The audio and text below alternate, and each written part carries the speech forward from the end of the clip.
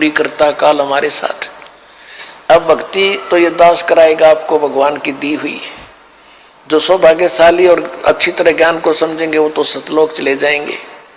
ये दिक्कत आओगी लास्ट के दिनों में, यानी हजारों वर्ष ये ज्ञान चलेगा, हजारों वर्ष ये साइंस की जो विद्या चलेगी, जो ये टीवी है और ये चिप है, मोबाइल है, इनके माध्यम से ये ज्ञान दिया जाएगा। दास तो चला जाएगा सतलोक, ये 5 तत्वों का शरीर छोड़कर, लेकिन ये इलेक्ट्रॉनिक शरीर रहेगा भी दास का, ये नूरी शरीर रहेगा।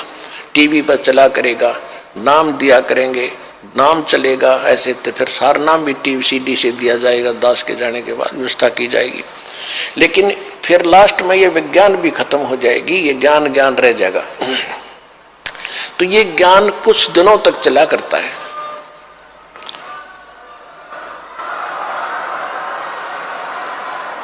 तो ये ज्ञान फिर बहुत दिनों तक सुख का सांस लेगा परमात्मा के बच्चे। और जो सत भक्ति करेंगे, मर्यादा में रहेंगे, पार होते चले जाएंगे, लेकिन सुख बहुत ज्यादा सुखी होंगे। या माया की हवस खत्म होगी और इतनी भक्ति कर लेंगे, इनको परमात्मा आपको सारी सुविधा उपलब्ध कराया करेगा। जैसे दास बार बार आपको कथा सुनाता है कि जिस समय परमात्मा के नाम से झूठी चिट्ठी लिख दी थी कबीर जी के नाम से, और 18 लाख प्राणी साधु संत आगे थे। वो साधु संत कौन थे? घर छोड़कर जंगलों में अपने गुरुओं के पास भक्ति के लिए, भगवान के लिए भटक रहे थे। वो उनकी विशेष प्यारी आत्मा थी। अब वहां उन 18 लाख को 3 दिन तक झोंपड़ी में बैठे गरीब जुलाई ने, वो तो भगवान थे, लीला कर रहे थे, 3 दिन तक उनको वो भोजन खिलाया जो कभी सुना भी नहीं था उन महापुरुषों ने, भक्तों ने, साधुओं ने। और सोना की मोहर दी और दोहर दी और छक्के हलवा पूड़ी कचौड़ी जलेबी छक खाओ, छह बखाओ, दिन में भूखे मरे थे, निरे बुगड़े खानिए थे होते। तो उनके लिए जब ये लीला कर दी, पृथ्वी का को माल भी नहीं था, सतलोक से ला दिया जाता ने।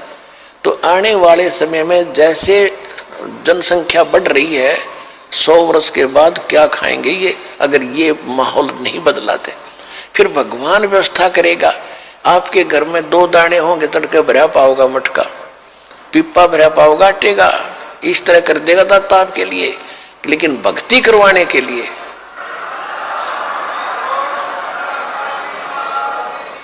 ये उनकी करेगा जो भक्ति करेंगे, और जो बकवाद चाहोगे वो अपना करते रहियो।